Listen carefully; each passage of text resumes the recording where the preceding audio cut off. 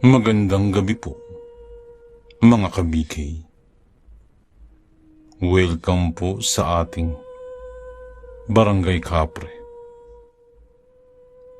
Ako po muli, si Boy Kapre.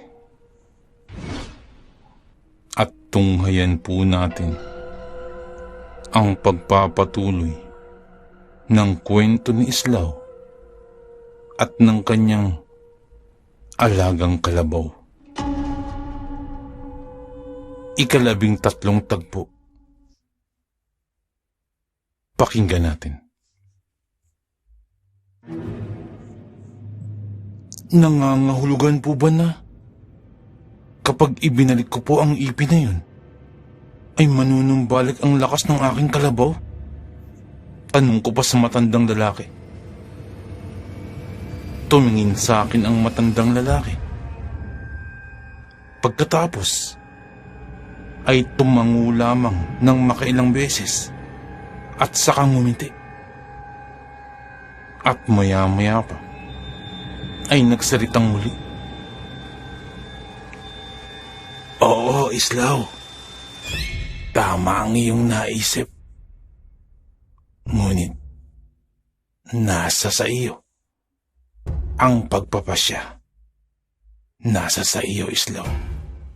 Sambit pa ng matandang lalaki.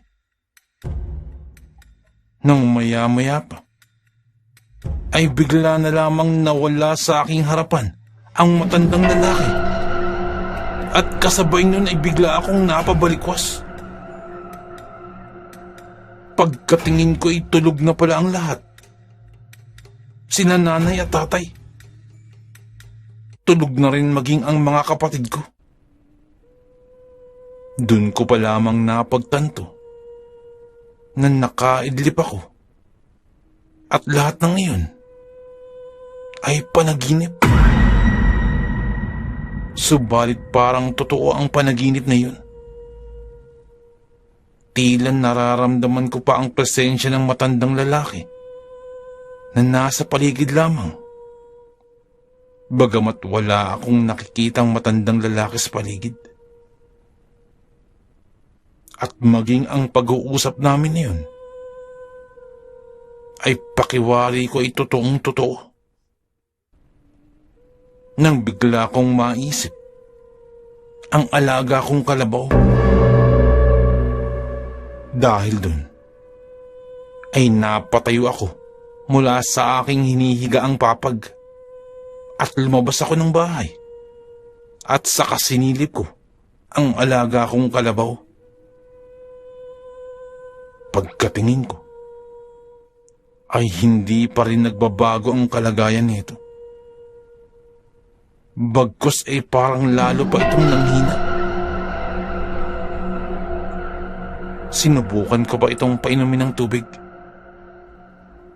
Subalit kahit tubig ay ayaw na nitong uminom.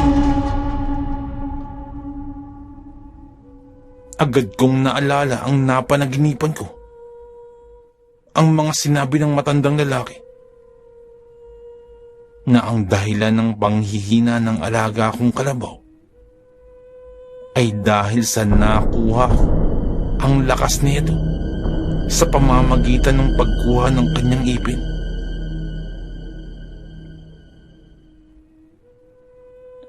Subalit ayon din sa aking panaginip, ayon na rin sa sinabi ng matandang lalaki,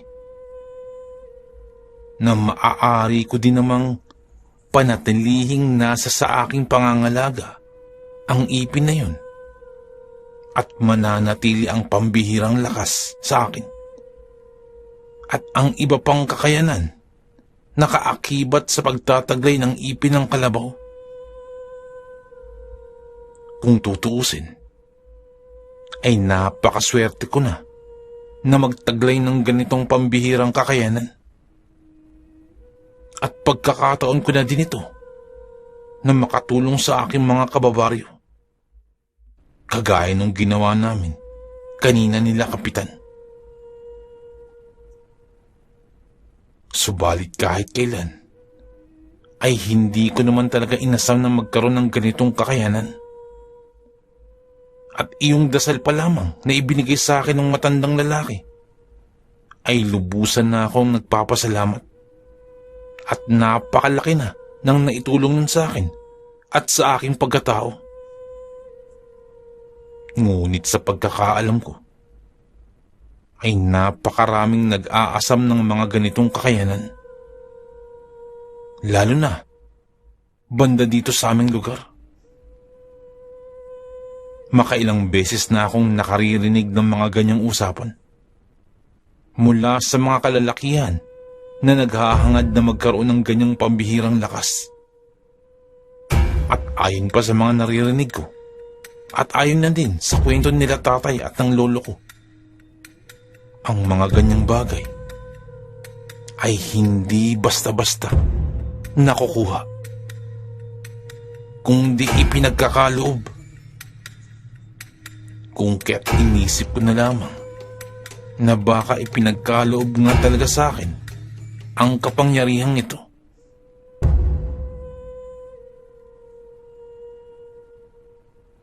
Kung kaya't naisip ko na,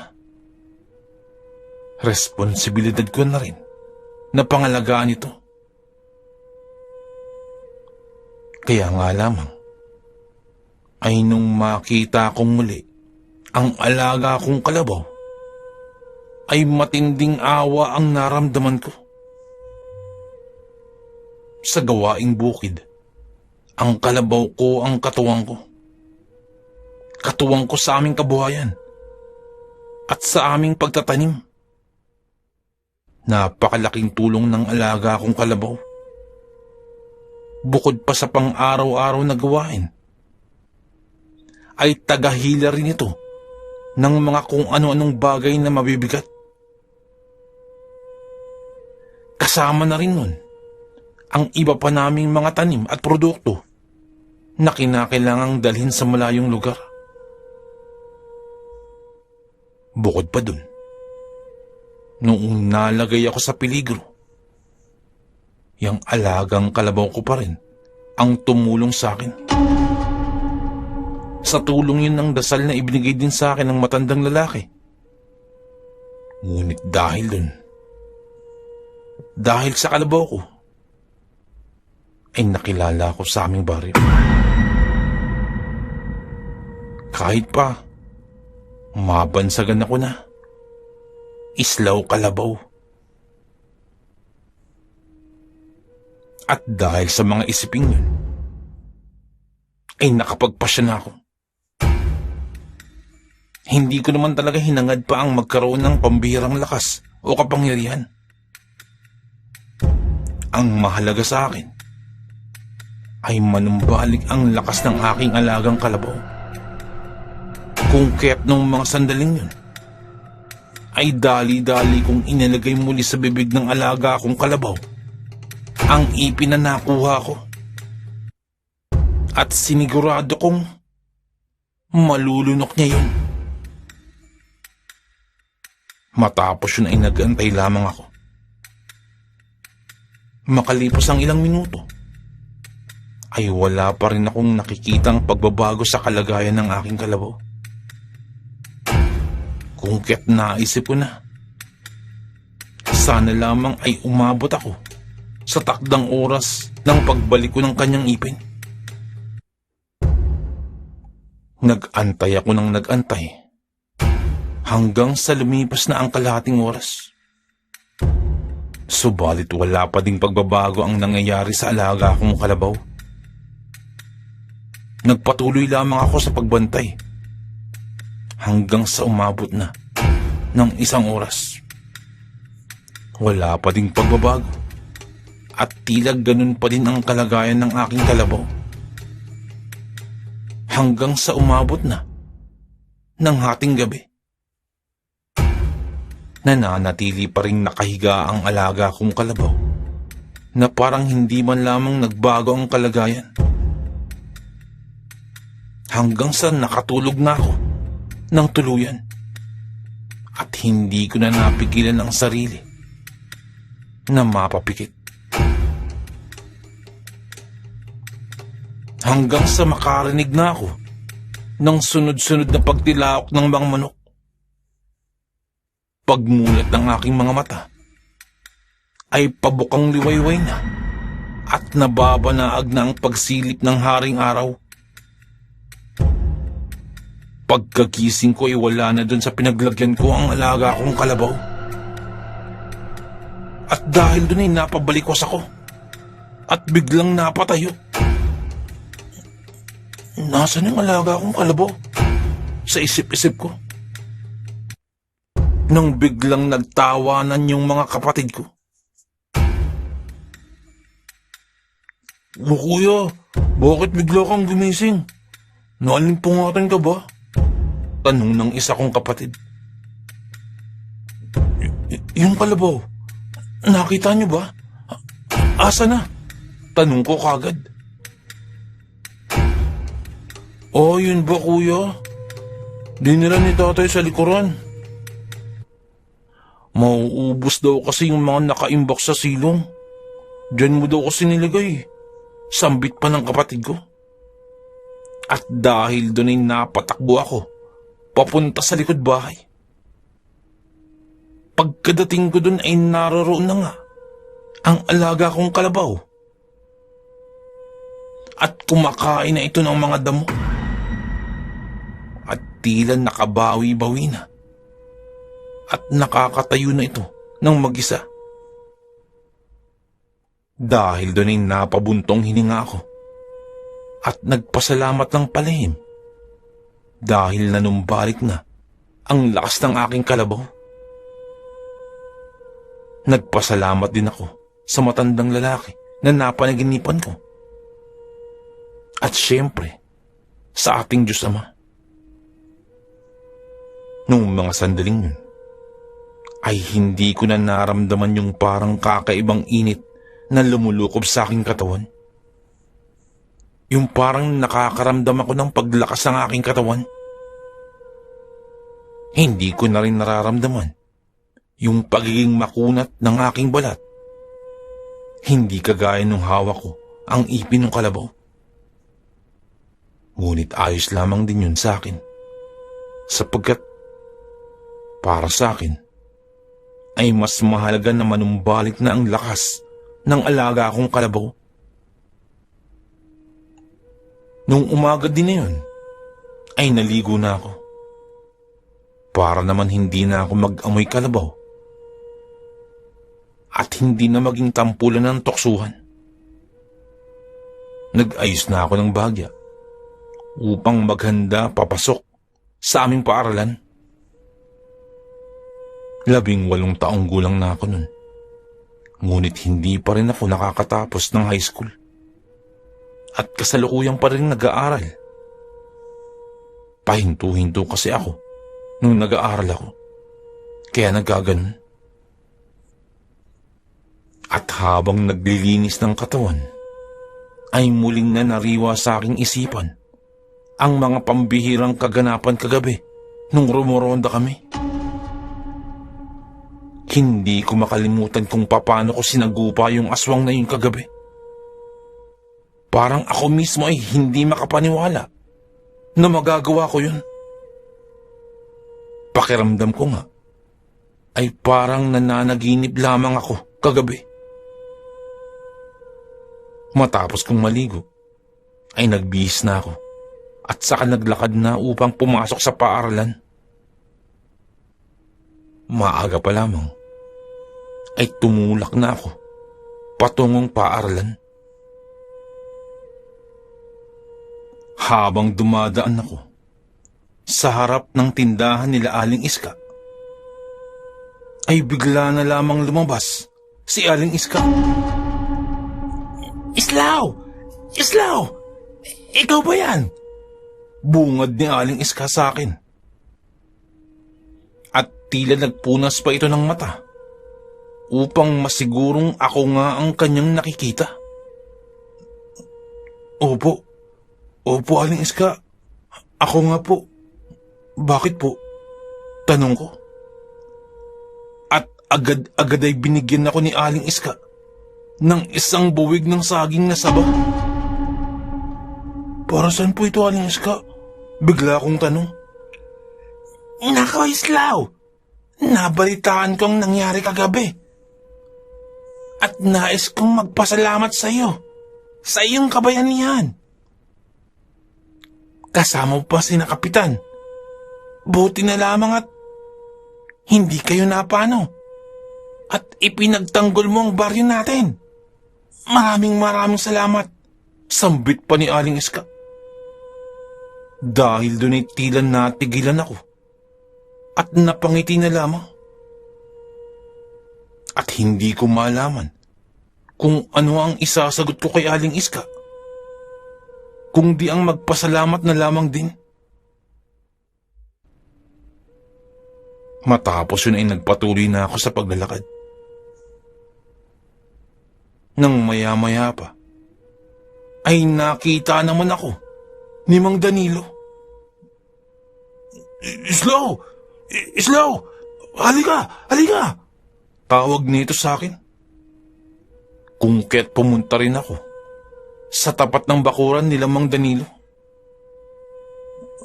Ito! Tanggapin mo ito! Gawa yan ng aking asawa.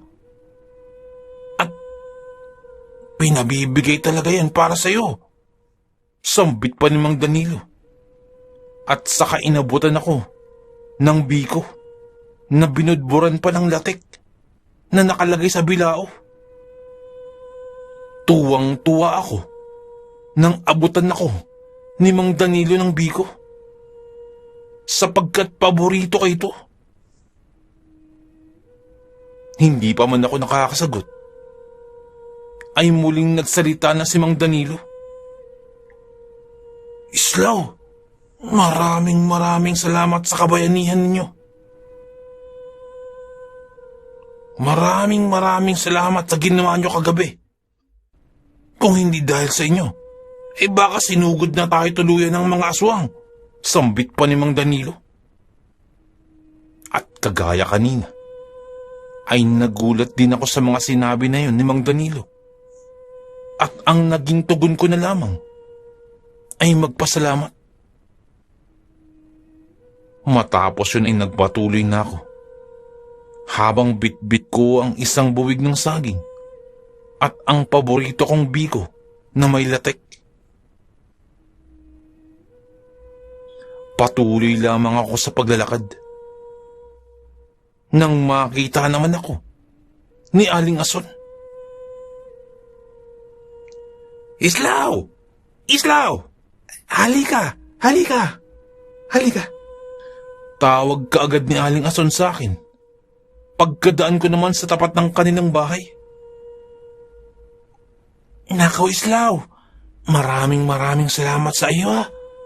Isabi ko na nga ba't iba ang pakiramdam ko ng isang gabi pa. Alam ko talaga may umaaligid-aligid talagang aswang sa lugar natin. Buti na lamang at naririto ka. At naririyan din sina Kapitan. Sambit pa ni Aling Ason.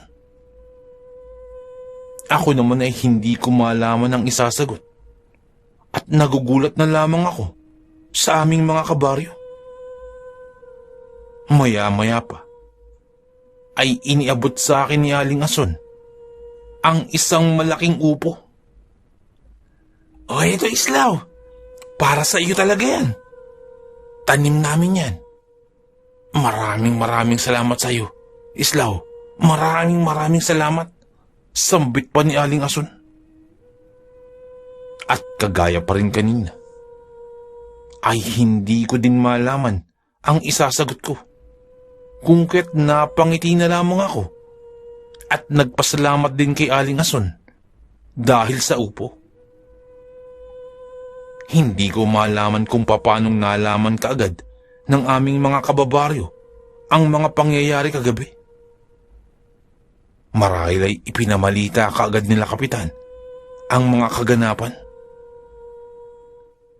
Kaya nga lamang ay parang napakabilis namang kumalat ng balita kung gayon. Hanggang sa nakarating na rin ako sa aming paaralan. Pagkadating ko dun ay samot-saring bagay na ang aking daladala. Karamihan ay mga gulay at mga prutas. At kapag makita mo ko nun, aakalain mo para akong naglalako ng mga gulay at prutas ng mga sandaling yun. Gulat na gulat din ang aking mga kamag-aral, sapagkat sa dami ng dala-dala kong prutas at gulay. Bukod pa dun, may mga nagbigay pa sa akin ng mga buhay na manok na pangkatay.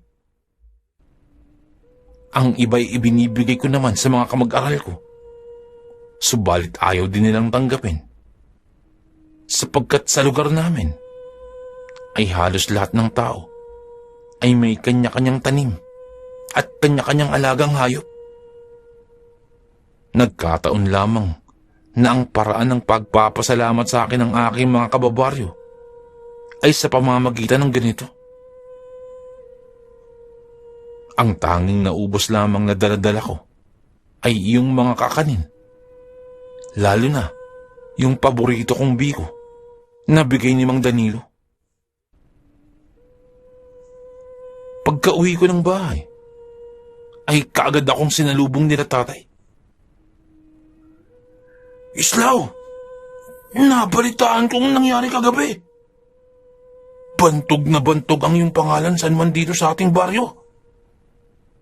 Walang ibang bukang bibig kung di ang pangalan mo at kung paano mo sinagupa ang isang pulutong ng mga aswang.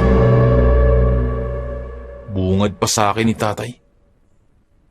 Yung mga kapatid ko naman ay nakaawang na lamang ang mga bibig sa sobrang gulat. Hindi makapaniwala at lalong hindi maintindihan kung papaanong nangyari yun. Ngunit mas tuwang-tuwa ang mga kapatid ko sa dami kong dalang prutas at mga gulay, maging buhay na mga manok. Hanggang sa mga sumunod na araw, ay nakakatanggap ako ng mga iba't ibang klase ng gulay, prutas, at mga hayop mula sa aming mga kababaryo. At ayon sa kanila, ito raw ay kanilang pasasalamat sa katapangang ipinakita namin.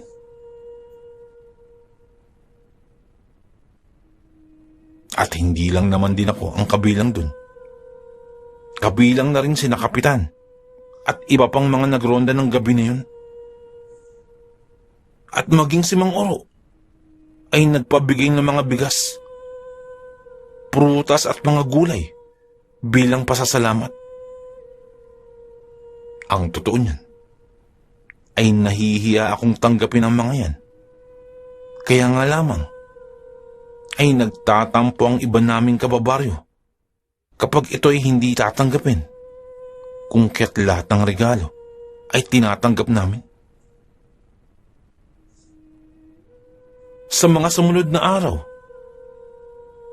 ay nalaman ko na lamang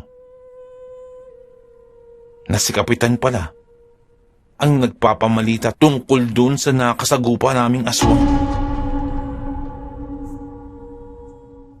Makalipas pa ang ilang araw, ay naisipan naming sadyain ang bahay nila Mang Basyo. At kasama ko nun ay si Kadyo. Noong makarating kami, ay tila wala nang nakatira sa bahay na yun. Nagmanman pa kami sa paligid at tila mukhang tama nga ang aming hinala. Napaglaman namin na umalis na pala si Mang Basyo sa lugar namin kasama ang kanyang mga kaanak. At dahil doon ay nagkatinginan na lamang kami ni Kadyo. Maaaring tama talaga ang hinala namin nung una pa lamang kay Mang Basyo.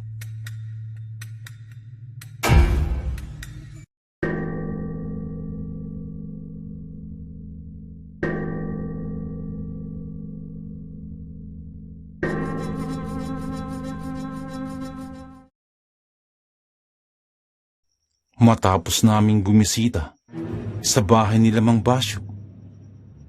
Napag-alaman naming wala na ito sa kanilang bahay.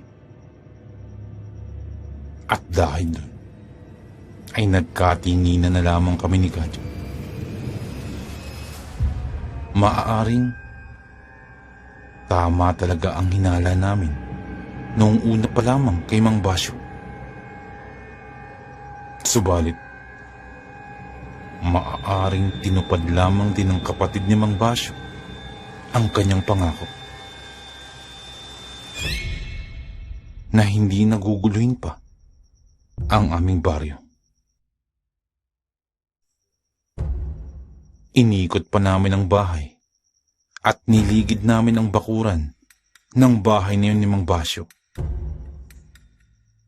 At sa tingin namin, ay mukhang ilang araw na ngang nabakante ang bahay. Nagtanong-tanong pa kami ni Kadyo sa mga kalapit bahay kung nasaan na si Mang Basyo. Ay, umalis na nung nakarang araw pa. Hindi naman sinabi ang dahilan. Baka bumalik lang sa dati nilang tinitiran sa may kabilang baryo. Sambit pa nung isa naming kabaryo. Ganun din ang sabi ng iba pang nakakakilala kay Mang Basyo, na bumalik na daw sa dati nilang tinitirahan. Ganun pa man, ay wala naman kaming napansin sa aming mga kababaryo na nagdududa sa pag-alis ni Mang Basyo o naghihinalaman lamang na may kinalaman ito. Noong nakaraang gabi, may nakasagupa kaming mga aswang. Nananatili pa rin lihim iyon sa pagitan namin nila Kadyo at ni Kapitan. At dahil dun, ay kahit papano, ay nakagaan ito ng aming kalooban na nagawan namin ng paraan ang pangyayaring yun. Ngunit sa kabila nun, ay hindi rin naman namin naibunyag ang lihim ng angkan nila Mang Basyo. Matapos ang pangyayaring yun, ay palagi na akong kasakasama ni Kapitan. Lalo pat kapag wala kaming klase at tapos na ako sa gawaing bukid. Kadalasan ay kapag maglilibot si Kapitan sa aming baryo, ay kasakasama na ako. O kung minsan naman, ay ipapatawag ako sa mga pagpupulong na may kinalaman sa aming pamayanan. Unti-unti ko na tuloy nararamdaman na nagsisilbi na ako bilang kanang kamay ni Kapitan. Makaraan ng isang linggo, ay muli akong binisita nila Kapitan at kasama si Mang Ambo. Magandang hapon po, Kapitan. Bungad ko kina Kapitan pagkapunta nito sa amin nung isang hapon. Magandang hapon naman, Islaw.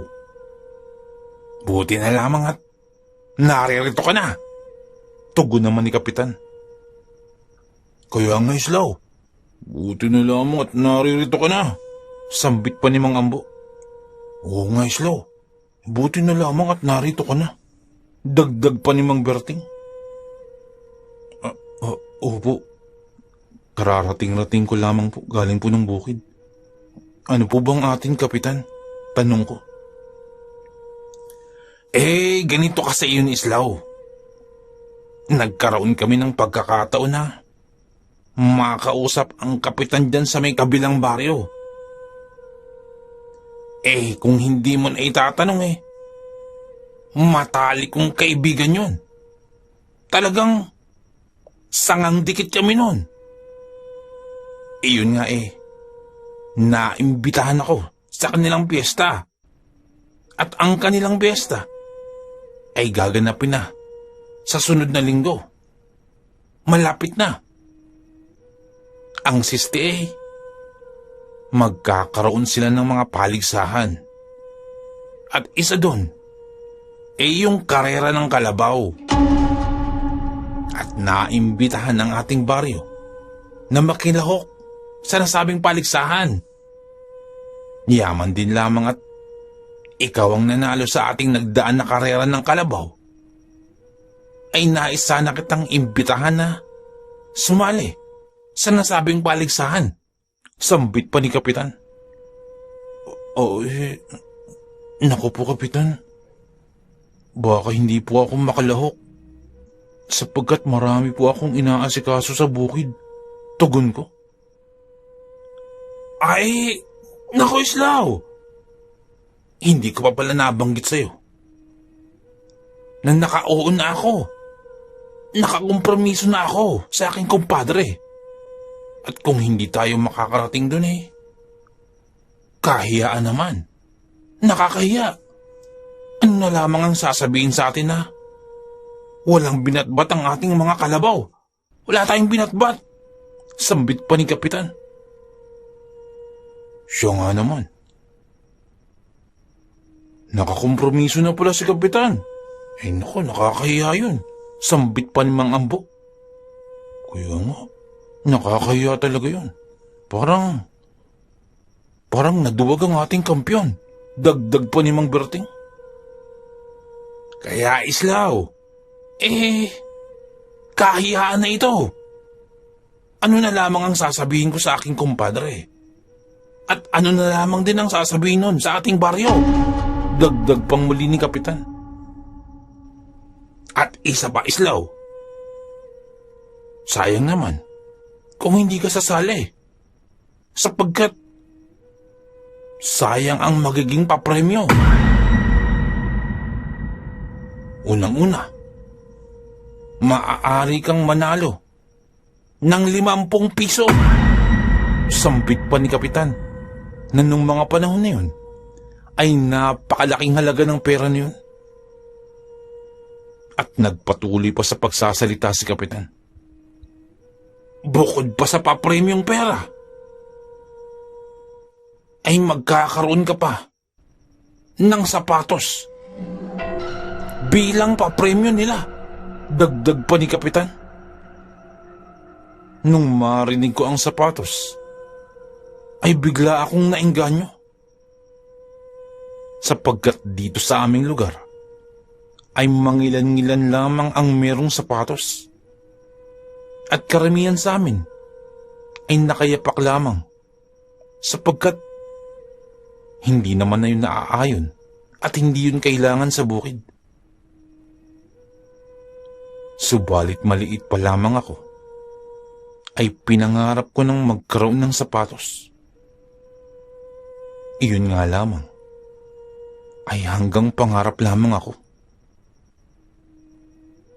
Ngunit ngayon, kung sasali ako sa paligsahan,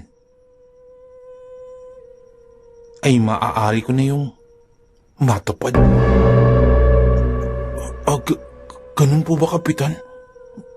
Maaari pong manalo ng sapatos? Paglilinaw ko pa. Oo, Islaw. At sapatos na mapapanalunan mo ay gawa sa balat. Ganyan na ganyan ang mga isinusuot kong sapatos noong araw. Halos papalit-palit pa ako kada linggo. Iba-ibang sapatos ang aking isinusuot. At ganun na lamang ang tingin sa akin ng mga kababaihan at kadalagahan noon nung nakasuot ako ng sapatos. Kung kaya ako sa iyo, Islaw, ay makilaho ka na. At ito na ang iyong pagkakataon. Tugon pa ni Kapitan. Ay talaga po ba, Kapitan? Kaya naman pala parang hindi na interesado si Kapitan sa mga papremyo. Sapagkat papalit-palit pa rin ng sapatos si Kapitan dati. Sambit pa ni Mang Ambo. At dahil sa sinabi niyo ni Kapitan, ay wala na akong magawa pa. At dahil pangarap ko talagang magkaroon ng sapatos, ay sumang-ayon na ako sa sinabi ni Kapitan. Ilang sandali pa, ay umalis na rin sina Kapitan Sa pagkakataong ito, ay magagamit ko na namang muli ang dasal na ibinigay sa akin. Masusubok kong muli ang bisa nito. Ngunit hindi naman ako nababahala sapagkat wala akong araw na pinalampas na hindi ko pinakain ang dasal na yun. Araw-araw, sa tuwing 3:00 ng madaling araw, ay nakaugalian ko na idasal yan. Sinabi ko din yun kay Kadyo, yung patungkol sa pagsali ko sa karera ng kalabaw sa kabilang baryo. At sinabi ko din ang magiging premyo. Napakaganda naman yan, Islaw! Alam mo ako din, pangarap kong magkaroon ng sarili kong sapatos. Ang swerte mo naman, Islaw. At binigyan ka ng pagkakataong makasali dyan. Baka, pwede ding makasali rin ako. Tugon naman ni Kadyo. Hindi ko masasagot yun, Kadyo, sapagkat naimbitahan lamang ako ni Kapitan. Noong una nga ay ayaw ko pa nga. Kaya nga lamang, nung narinig ko na ang sapatos na isa sa magiging premyo, ay napapayag na ako.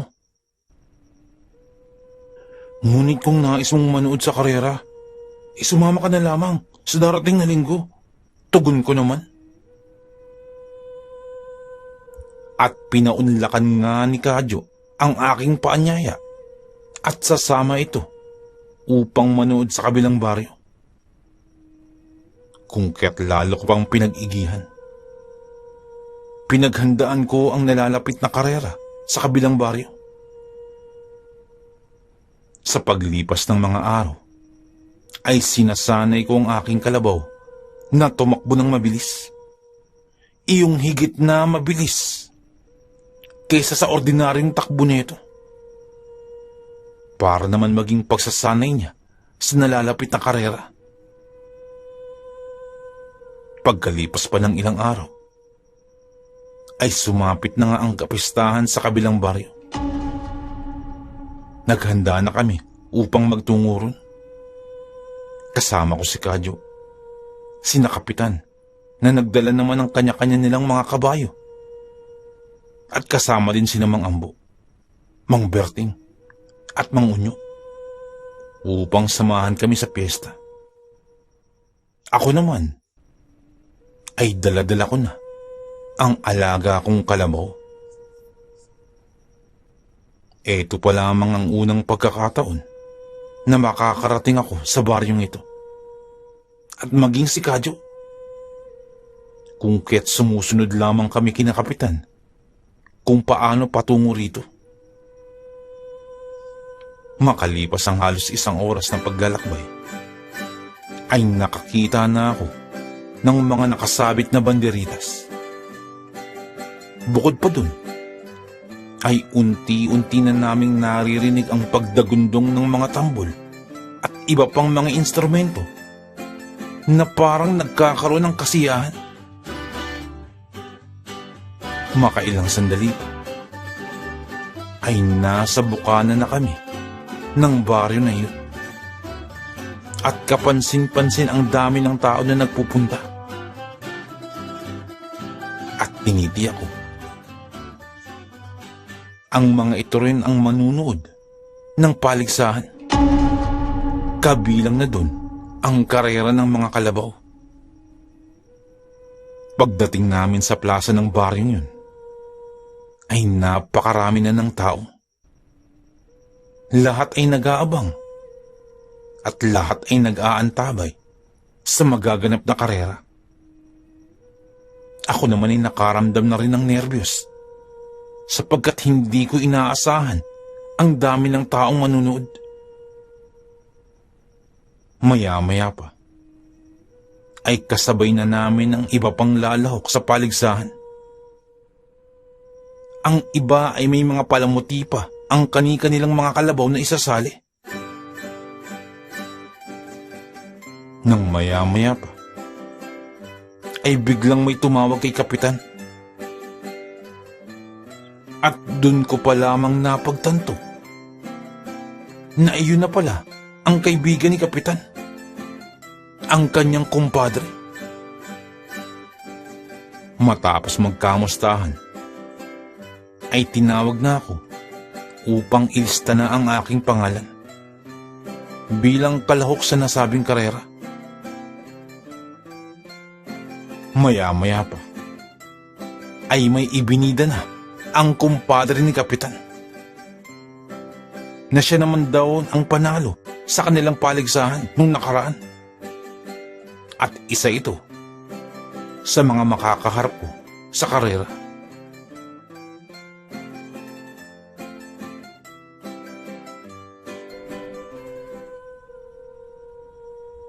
Matapos yun, ay ilang sandali pa, ay naghudyat na ng pagsisimula ng karera. Islaw, magsisimula ng karera. Galingan mo ha. Sambit pa sa akin ni Kadyo. Islaw, kayang-kaya mo yan. Ipanalo mong laban. Para sa ating mga kababaryo. Sigaw pa nila Kapitan at nila Mang Ambo. Ang magiging hudyat ng pagsisimula ng karera ay kapag sumayad na ang inihagis na pulang panyo sa lupa. At iyon na ang simula. Ako naman ay nakatuon lamang ang aking isipan sa magaganap na laban. At bago pa magsimula yun, ay inusal ko na ang aking dasal. Nang inihagis kaagad ang pulang panyo at hindi pa ako natatapos sa pagdarasal, ay sumayad na agad ang panyo sa lupa. Nagsipagtakbuhan ang mga katunggali namin na kalabaw. Samantalang ako ay naiwan pa din habang tinatapos ko pa ang dasal. Nagtatawanan ang mga manunood sa akin sapagkat hindi tumakbo ang alaga kong kalabaw. Sunod-sunod na pangungutya ang aking inabot. Tawanan ng tawanan. Sila Kapitan naman ay napalamukos na lamang ang kanilang muka sapagkat hindi lamang kalabaw ko ang nakasalalay doon, maging ang pangalan ng aming baryo. Malayo-layo nang natatakbo ng mga kalaban namin na kalabaw nang natapos ko ang dasal. Kaagad-agad ay bumulong ako. Takbong mabilis. At bigla-bigla ay napatalon pa ang alaga kong kalabaw na tila nasapian ng kung anong hayop at nagtatalon ito habang tumatakbo.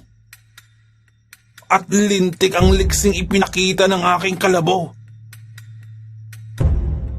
Habang nagtatawanan ng mga manonood, ay unti-unti na lamang napalitan niyon ng mga sigawan. Sapagkat ang kanina nilang pinagtatawanan ay unti-unti nang nauunahan ang ibang mga kalahok sa karera. Hanggang sa lumakas na ng lumakas ang sigawan. Umaapaw na at dumadagundong na ang mga hiyawan. Sapagkat naaabutan na ng aking kalabaw ang karamihan sa mga katunggali na itong kalabaw. At ang natitira na lamang ay ang dalawang kalabaw na nasa bandang unahan. At tumakbo pang lalo ng mas matulin ang alaga kong kalabaw. At bago pa makarating sa pinakadulo, ay naungusan na ng aking kalabaw ang aking mga katunggali. Hindi maganda mayo sa paghiyaw ang mga manonood. Hindi nila inaasahan na mananalo pa ang aking kalabaw. Panalo kami At sila kapitan ay kung kanina ay napapalamukos ng muka, ngayon naman ay abot-abot sa tenga ang ngiti nito. At sigaw pa ng sigaw. Sinasabi ko na! Pinartidahan lamang kayo. Pinartidahan lamang kayo, kumpadre. Subalit kami pa rin ang magwawagi. Sambit pa ni kapitan. Nang ilang sandali pa, ay merong mga nagrereklamo. Hindi kami makakapayag. Parang nagkaroon ng dayana. Parang hindi patas ang laban. Biglang sigaw ng isang kalahok. At pagkatingin ko dito, ay malaking mama ito. Maskulado ang pangangatawan. At parang ngumunguya ng bakal sa laki ng panga nito. Maya-maya pa'y sinundan pa ito ng dalawa pang kalalakihan na pawang mga nagrereklamo din. Nandaya ka! Hindi kami papayag. Hindi patas ang laban. Sigaw pa nung isa. Ako naman ay tahimik lamang, sapagkat iniiwasan ko ang mga ganitong kaganapan. At isa pa, umiiwas talaga ako sa mga away. Lalo pat wala na rin akong lakas na hindi pangkaraniwan. Nawala na yun at ibinalik ko na sa aking alagang kalabaw. Unti-unti ay napapaligiran na ako ng mga kalalakihang hindi matanggap ang kanilang pagkatalo. Nang sa isang iglap, ay biglang may sumigaw mula sa likuran. Anong kaguluhan to? Magsitahimik nga kayo. Pagkalingon ko, ay isa pang malaking mama. Ngunit parang namumukan ko ito. Tama. Siya nga. Si Bertong Barik. Pagkasalita ni Bertong Barik, ay biglang natigilan yung mga kalalakihan na nais akong sugurin. Ito kasi Berto, parang nandadaya. Hindi patas lumaban kanina sa karera. Sambit pa nung isa. Nang maya-maya pa, ay napatingin sa akin si Bertong Barik. At biglang nagsalita si Berto. Anong pinagsasabi niyong nandaraya? Kakilala ko ito eh. Kaibigan ko ito. Siya si Islaw. Isa sa matalik kong kaibigan. Hindi niyan magagawang mandaya. Kaibigan ko yan. At hindi siya maaaring mandaya. Biglang sigaw ni Bertong Barik. Ikaw, Andeng, anong sinasabi mo kanina? Nanandaya si Islaw? Tanong pa ni Berto. Wala naman akong ganong sinabi, Berto. Ang totoo niyan lumapit ako upang kamayan si Islaw sa kanyang pagkapanalo. At kinamayan nga ako nung anding na yon at sa kabinati sa aking pagkapanalo. Sino pa sa inyo nagrereklamo? Sigaw pa ni Bertong Barik. Nang maya-maya pa, ay bumulong si Berto sa mga kalalakihan. Hindi niyo ba nakikilala ang kaibigan ko niyan? Siya, si Islaw. Ang may lakas ng 10 kalabaw. Sambit pa ni Bertong Barik. At dahil doon ay napasingap ang mga kalalakihan sa paligid. Kaibigan mo pala yan, Berto. Ang totoo talaga nais ko lang din siya makilala at maging kaibigan. At Binabati kita, Islaw, sa iyong pagkapanalo. Napakahusay mo. Sambit pa ng isa. At maya-maya pa, ay tuluyan na nga akong nilapitan ni Bertong Barik at saka ako inakbayan. Kung maaalala ko ng maigi, si Bertong Barik yung taga sa amin, kung saan nagsumbong ang kanyang asawa na humingi ng tulong upang supilin namin si Bertong Barik. Naaalala ko pa yung kaganapan na yun. At doon nagsimula na tinuring niya ako bilang kaibigan.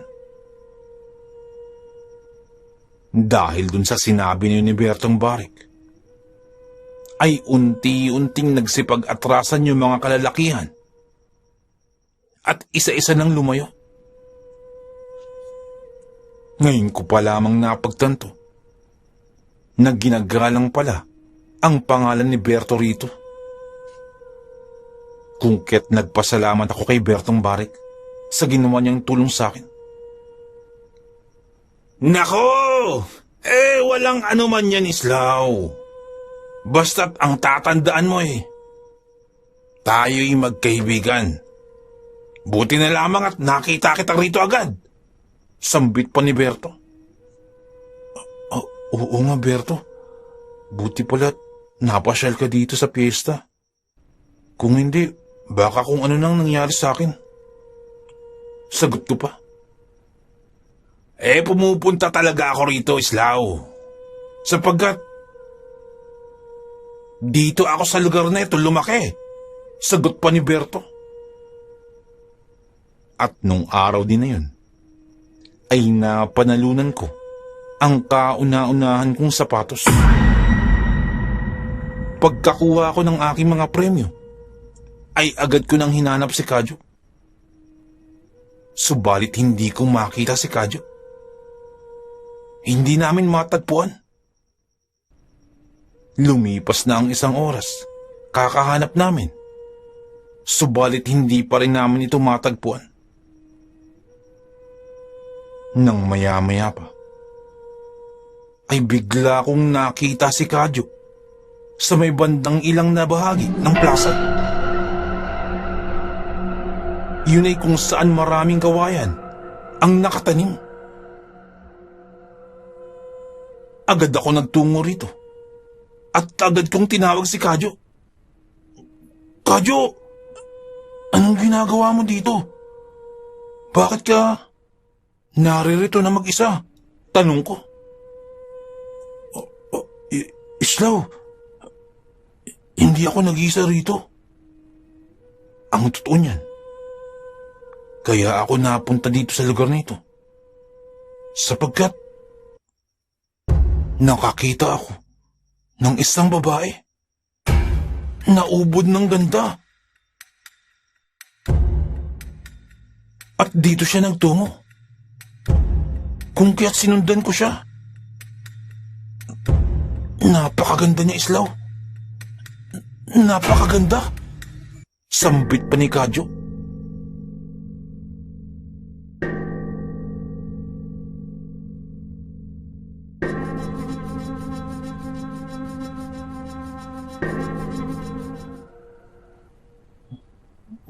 Babae?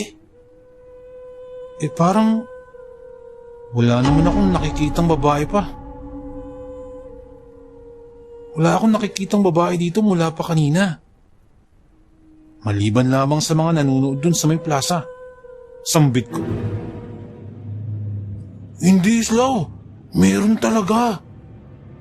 Napakaganda niya. Mahaba ang buhok. Napakaamo ng mukha. At talagang nakabibigani. Tugon naman ni Kadyo. Habang binabanggit yun ni Kadyo, ay hindi ko naman maubos maisip sapagkat wala naman talaga akong napansin. Ngunit kung sa bagay, kanina ay nasa karera ako ng kalabaw at kamuntikan pang magkagulo. Baka nung mga ganong tagpo na nagkakagulo sa karera ay dun nakita ni Kadyo yung magandang dilag. At ilang sandali pa ay nagsipagdatingan na sina Kapitan kasama sina Mang Ambo, si Mang Berting at Mang Unyo. Oy, naririto ko lamang pala, Kadyo. Ang akala ko'y kung saan ka na nagpunta. Sambit pa ni Kapitan. Oo nga naman, Kadyo. Kanina ka pa namin hinahanap eh. Ang akala namin ay umuwi ka na. Sambit pa ni Mang Ambo. Kaya nga, Kadyo. Akala namin ay umuwi ka na. Kanina ka pa namin hinahanap eh. Tanong mo kay Kapitan. Sambit pa ni Mang Berting. Hindi po, Kapitan. Naririto po ako. Sapagkat nakakita po ako ng ubod na gandang dilag. Napakaganda. Sambit pa ni Kadyo. Asan? Asan kung meron? Biglang sagot naman ni Mang Ambo. Hindi ko na nga po makita eh. Kaya nga po hinahanap ko eh. Sagot naman ni Kadyo. Ano ka mo? Ano ka mo? Biglang sagot naman ni Kapitan. Kapitan, nakakita pala ng napakagandang dilag daw itong si Kadyo. Kaya pala biglang nawala. Tugon naman ni Mang Ambo. Yan ang sinasabi ko sa inyo. Porket nakakita lamang kayo ng magandang babae. Para na kayong nababaliw. Parang ngayon lamang kayo nakakita ng magandang dilag. Sambit pa ni Kapitan na parang naninermon pa. Kung hindi nyo na itatanong, noong kabataan ko, naglulumod sa akin ang mga kadalagahan upang pansinin ko lamang sila. Sambit pa ni Kapitan. Talaga ba, Kapitan? Napakagaling mo talaga, Kapitan. Sinasabi ko na eh. Dapat, Kadyo, di mo dapat pinapansin niyang magagandang dilag. Gayahin mo si Kapitan. Sambit pa ni Mang Ambo. Kaya nga, Kadyo. Dapat hindi mo talaga pinapansin niya mga magagandang dilag na yan. Gayahin mo si Kapitan. Dagdag pa ni Mang Berting. Nang mapatingin si Mang Ambo kay Mang Berting. Ginagaya mo ng sinasabi ko eh. Sambit pa ni Mang Ambo. Nagkataong naunahan mo ako sa akin sasabihin eh. Kaya ganun. Tugon naman ni Mang Berting. Nang maya-maya pa'y nagsalita pang muli si Kadyo. Ganun po ba, Kapitan? Pasensya na po kayo. At ngayon lamang po talaga ako nakakita ng ubod ng ganda na dalaga. Dagdag pa ni Kadyo. Iyan nga ang sinasabi ko sa iyo, Kadyo. Huwag kang padalos-dalos. Huwag kang magpadala sa ganda. Nung binata pa lamang ako, ilang babae ang nag-iiyak sapagkat hindi ko pinapansin.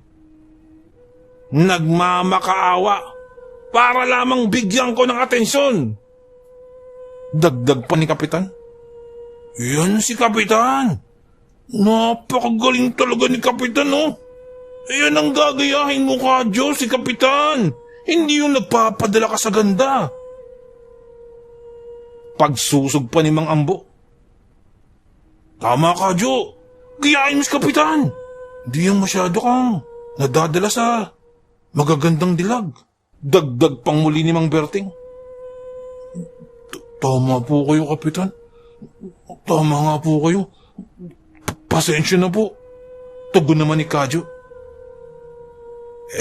Teka. Wala rin ako nakikitang magandang dalaga.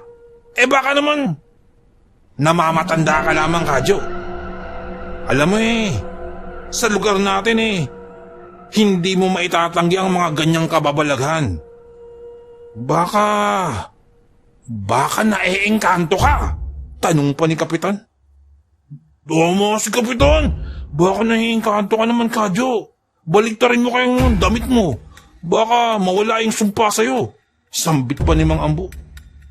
Oo nga naman, Kadyo. Baka naiingkanto ka. Tama si Kapitan. Magpalaway ka kaya sa kalabaw. Baka mawala yan. Banggit pang muli ni Mang Berting na kung saan ay nakatingin muli si Mang Ambo sapagkat inulit-ulit lamang ni Mang Berting ang sinasabi ni Mang Ambo. Hindi po yung ganun. Kapitan, tao po talagang nakita ko. At magandang dilag. Pangangatwiran pa ni Kadyo. Nang maya-maya pa, ay bigla na namang napalingon si Kadyo at kamuntikan pa itong napasigaw.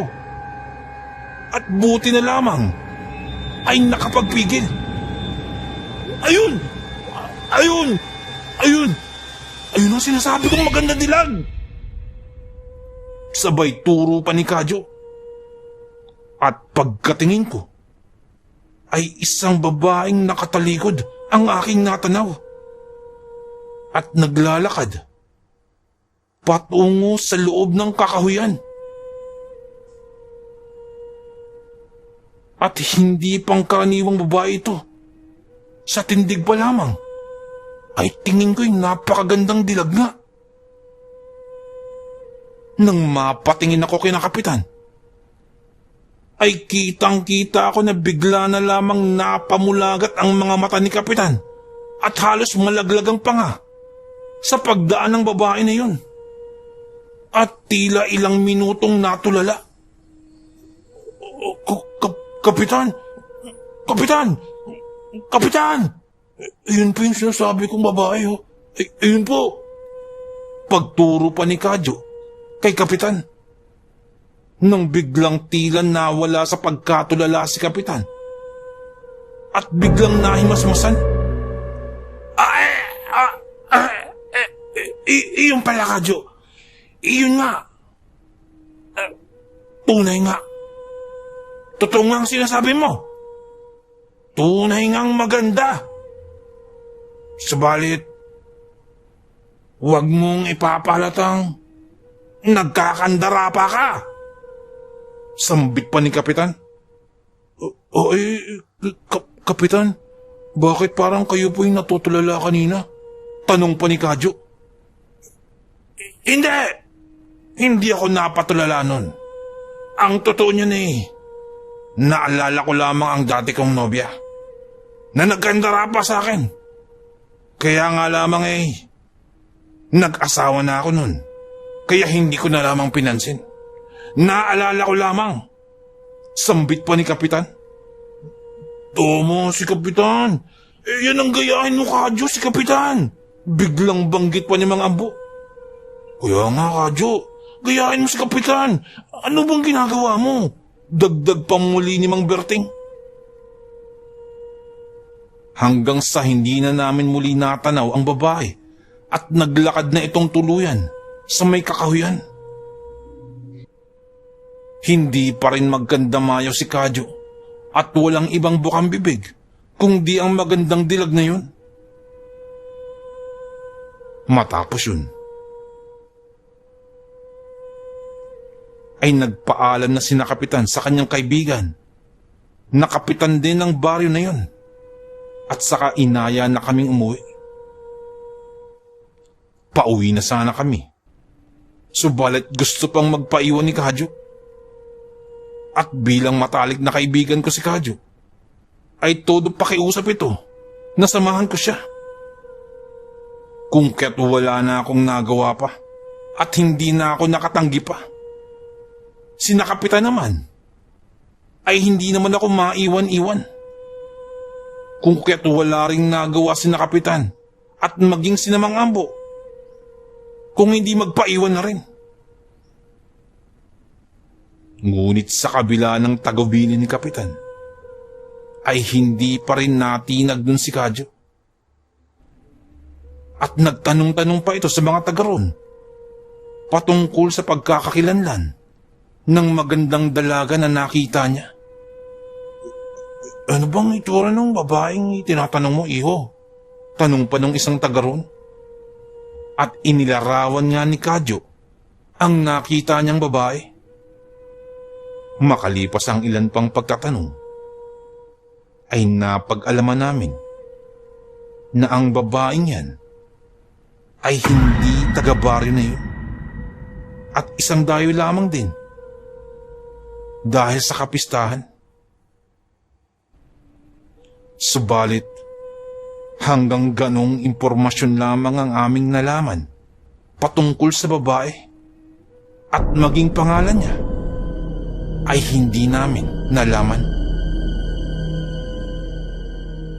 At sa patuloy pa na pagtatanong, ay biglang may lumapit sa amin na isang matandang babae. Amang! Amang! Napansin ko na. Kanina ka pa nagtatanong patungkol sa isang magandang babae. Tanong nung matandang babae.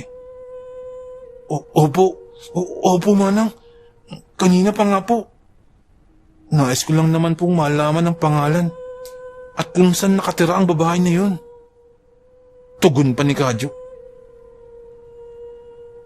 Ipagpaumanhin mo, Amang. At hindi ko din alam kung ano ang ngalan ng babae na yon. Subalit, maaari kong maituro kung saan mo ito makikita. Sambit pa ng matandang babae. Sige po, manang.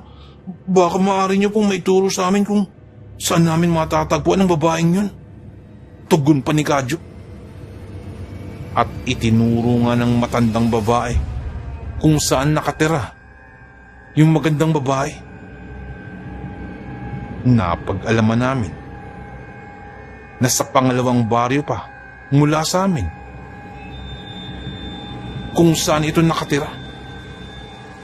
At ang pagkakaalam ko, at ayon na rin sa kwento ng matandang babae, ay talagang liblib ang baryo na iyon. Dahil ay sinabihan ko na lamang si Kadyo. Kadyo, maigi siguro maghanap ka na lang siguro ng ibang babaeng iibigin. Napakalayo pala ng bahay ng babae na yan. Kahit kalabaw ko may hirapang pumunta doon. Sambit ko. Hindi Islaw. Hindi pa pwede Islaw. Gagawa tayo ng paraan, di ba? Upang makita yung babae na yun. At sasamahan mo ko. Pagpupumilit pa ni Kadyo. Matapos ang pestahan dun sa baryo na yun, ay nagsipag-uwian na rin kami. Sila kapitan ay walang tigil sa kakadakdak.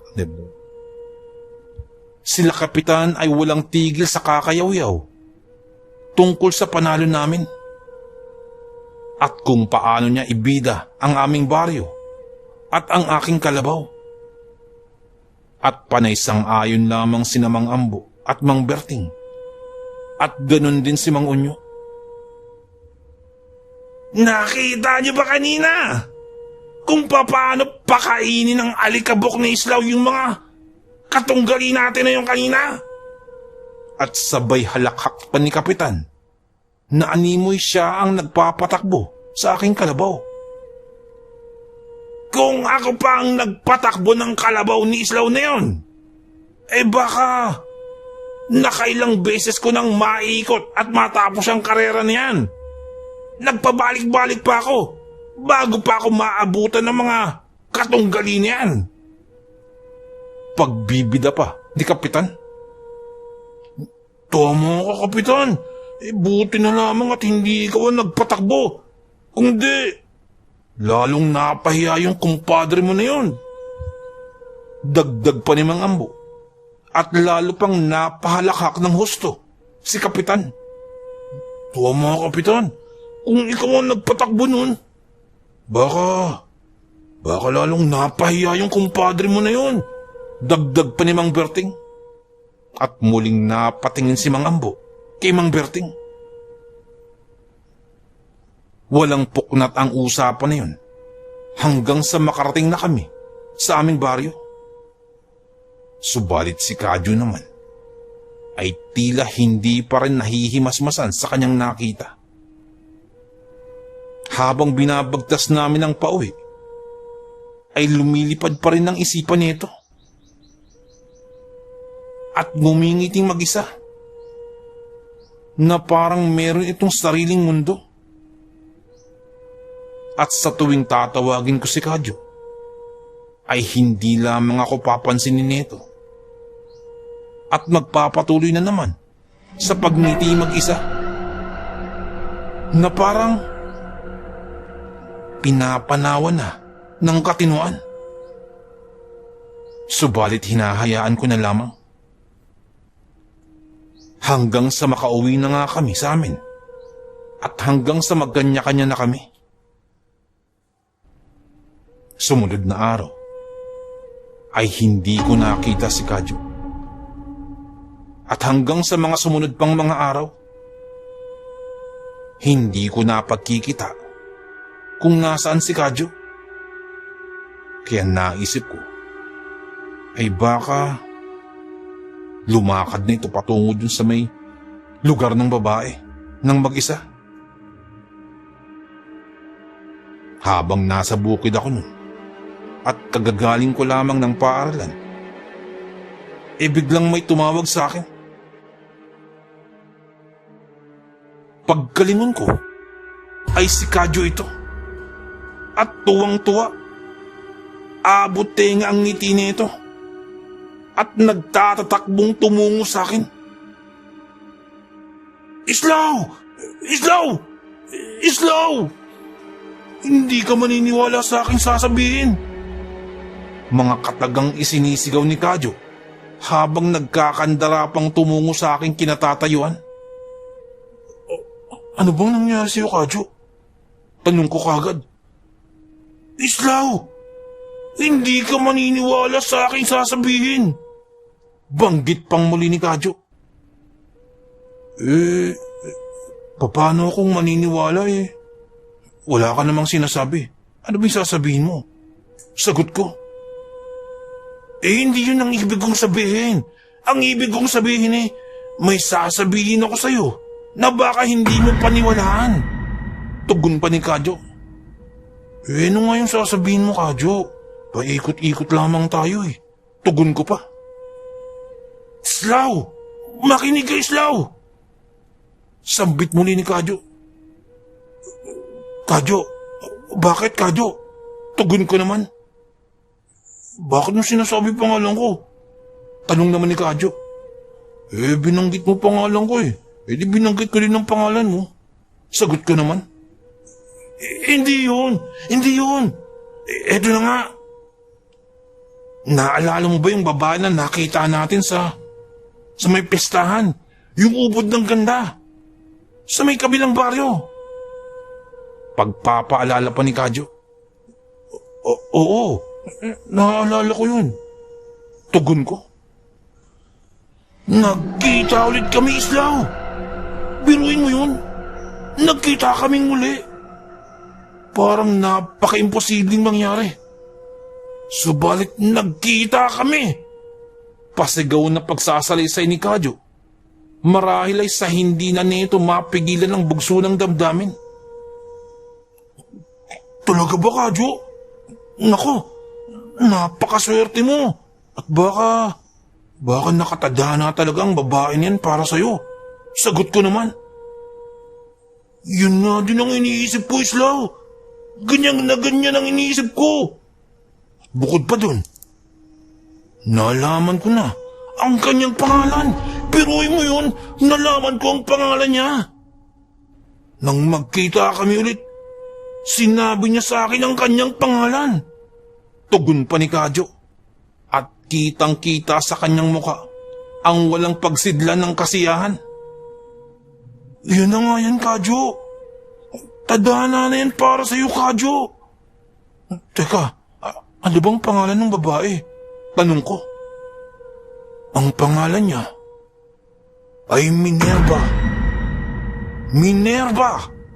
Napakagandang pangalan.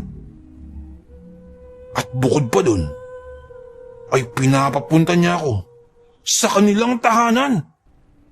tingin ko, Islaw, isa na itong senyales. Halos mapasigaw pa si Kadyo habang ikinukwento sa akin at halos hindi na mapigilan ng kanyang kagalakan. Ako naman ay tuwang-tuwa para kay Kadyo noong mga sandaling yun. Huwag ka nang mag-aksaya pa ng oras, Kadyo. Puntahan mo na. Mamaya, maunahan ka pa ng ibang mga kalalakihan dyan. Tiyak hindi lamang ikaw ang humahanga sa kanya sapagkat napakaganda ni Minerva. Tugon ko. Tama ka, Islaw. Yan nga din ang naiisip ko Kaya nga lamang, may kahilingan si Minerva. Biglang sambit naman ni Kadyo. Ano naman yun? Tanong ko. Ang sabi sa akin ni Minerva na kung sakaling pupunta raw ako sa kanila, ay isama ko daw ang kaibigan ko. At walang iba yun, kundi ikaw, Islaw. Ikaw ang nais niyang isama ko. Sambit pa ni Kadyo. Kung kaya't medyo ikinagulat ko yun. Sigurado ka ba dyan, Kadyo? Sigurado ka ba na ako yung tinutukoy niya? Tanong ko. Oo, sigurado ako. Ang sabi niya yung isa ko pang kaibigan na halos kasing idaran ko din, na may daladalang kalabaw at amoy kalabaw din. Hindi ba't ikaw lamang yun? Yung may daladalang kalabaw ay maraming ang merong ganun. Subalit, nung sinabi na amoy kalabaw, walang kaduda-duda. Ikaw yun. Ikaw yun, Islaw. Sambit pa ni Kadyo. Huwag mo na ipagdiinan pa, Kadyo. Nagdidiinan mo pang amoy kalabaw Teka, bakit naman kinakailangan ko pang sumama? Tanong ko. Yun ang hindi ko alam. Pero, kagaya nga ng sinabi ko din sa'yo nung nakaraan, sa ayaw at sa gusto mo, sasamahan mo ko pag dumalaw ako kina Minerva. Kung kaya't, ayan na nga't, siya pa ang humiling. Tugon pa ni Kadyo. Kung kaya't wala na akong nagawa pa. Hindi na ako nakatanggi pa kay Kadyo. Ayaw ko man, napilitan na ako. Sumunod na araw, ay itinakda kaagad namin ni Kadyo ang pagdalaw sa babaeng nakilala niya na si Minerva. At kagaya ng aking inaasahan, ay talagang pinaghandaan ni Kadyo ang pagdalaw niyang iyon. At kagaya ng aking inaasahan, ay talagang pinaghandaan ni Kadyo ang pagdalaw niyang iyon. Suot-suot ni Kadyo ang kanyang pinakamagarang damit. Isang kamiseta na may bulsa sa harapan at may mga botones din sa harapan. Mahaba ang manggas at sa tingin ko ay sa tuwing may okasyon niya lamang ito sinusuot. Bukod pa dun ay may daladalang mga prutas si Kadyo at meron pang bitbit na bulaklak bilang handog kay Minerva. Ako naman ay daladala ko ang aking kalabaw sapagkat alam ko nang malayo ang aming lalakarin. Bagamat hindi pa ako nakakarating din.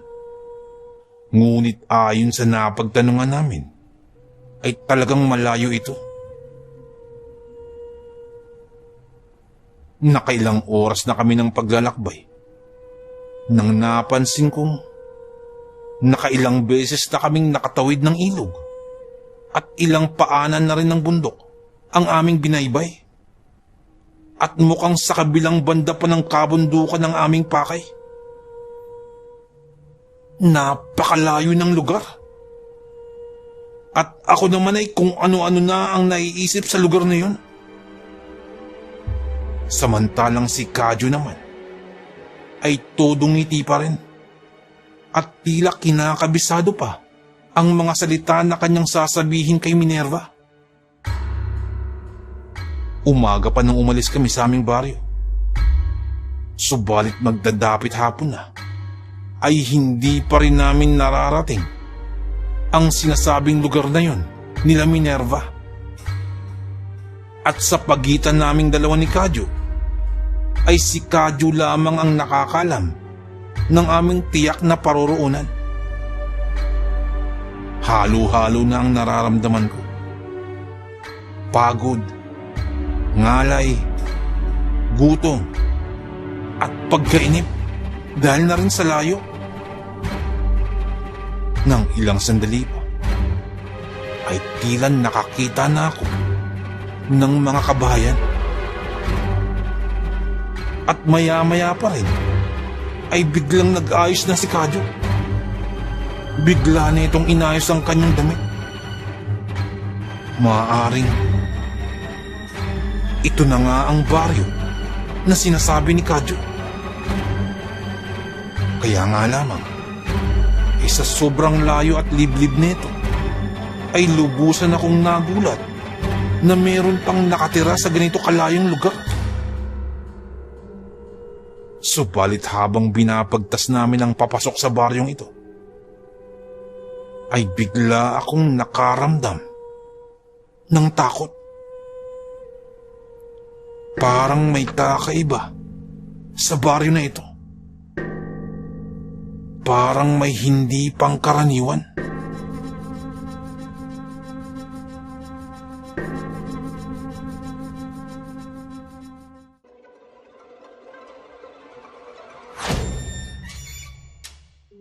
I-shoutout lang po natin ang mga tagapakinig po natin.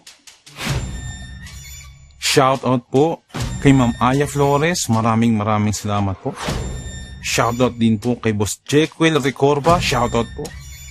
Shoutout din po kay Ma'am Jean Albino, dyan po sa may Riyadh, Saudi. Shoutout po sa inyo, maraming salamat po.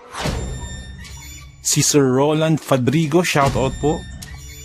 Kay Sir Ticarol TV Mix, shoutout po. Kay Ma'am Feli Rivera Raimundo, shoutout po. At kay Sir Arnav TV, shoutout po, maraming salamat po.